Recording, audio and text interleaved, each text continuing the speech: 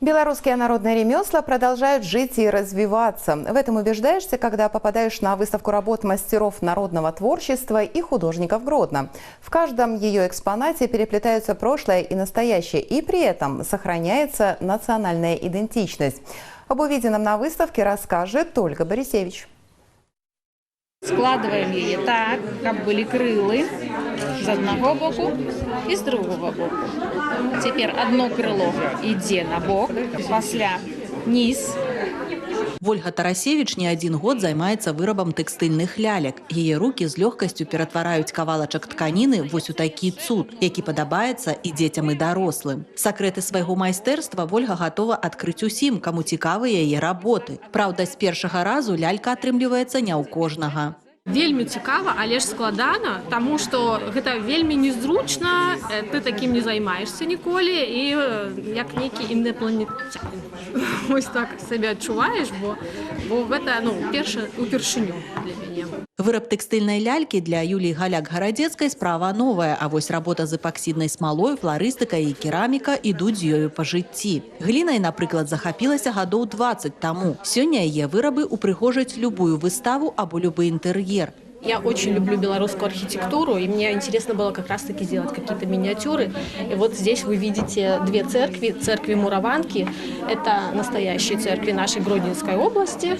Это из деревни Сынковичи, это из деревни Мураванка. Гэта работа Юлі адна з больш чым 200 прадстаўленых у абласным метадычным цэнтры народнай творчасці на выставе «Гродзенскае сузор'е талентаў». Экспазіцыя – своеасаблівая справаздача майстроў і мастакоў Гродна. У ёй вырабы зробленыя з розных матэрыялаў у розных тэхніках. Яны спалучаюць народныя традыцыі і сучаснасць. Асобнае месца нематэрыяльнай культурнай спадчыне і работам народных майстроў Беларусі. Мы представили наши великодные вербы. Есть цікавая вышивка, цікавая выцінанка, цікавая разьба по дрэве, ришелье сучасное, а так само и традиционное, соломоплетение. Вельмі много цікавых работ, розныя тэхнікі. І на гэтай выставке по максимуму мы хотели проставить розныя накірункі. Пачынаючы ад вязання, заканчивая знакамітай разьбой по дрэве знакамітых майстроў. Кераміка ў спалучэнні з металам, мастацкая апрацоўка дрэва, тэкстыль. Такое багацце захапляе наведвальнікаў выставы. Яны спыняюцца каля кожнай тэматычнай лакацыі, каб уважліва разглядзець экспанаты і напоўніцца энергией автора. У каждого свой почерк, у каждого душа поет во время работы. Поэтому, конечно, все понравилось. Работы совершенно замечательные, просто великолепные, просто полное восхищение.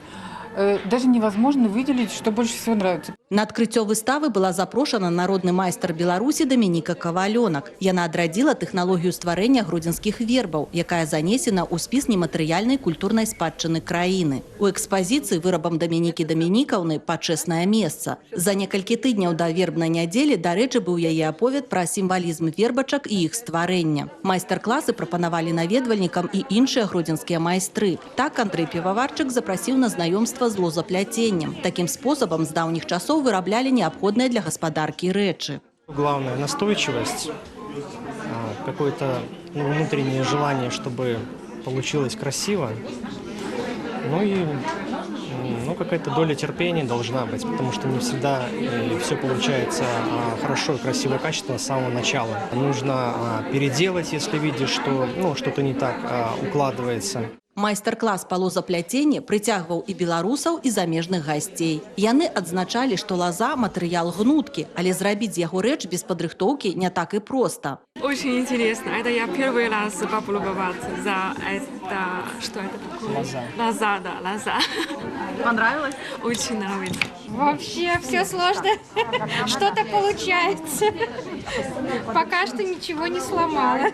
Выставу «Гродзенскае сузор'е талентаў» у першую чаргу варта наведаць тым, каму цікавы свет народных рамёстваў і жывапісу. Тут можна будзе прасачыць, як тое, што бярэ вытокі з былых стагоддзяў, знаходзіць працяг у сённяшнім часе. Ольга Борисевич, Владислав Хаткевич, тэлерадыёкампанія «Гродно».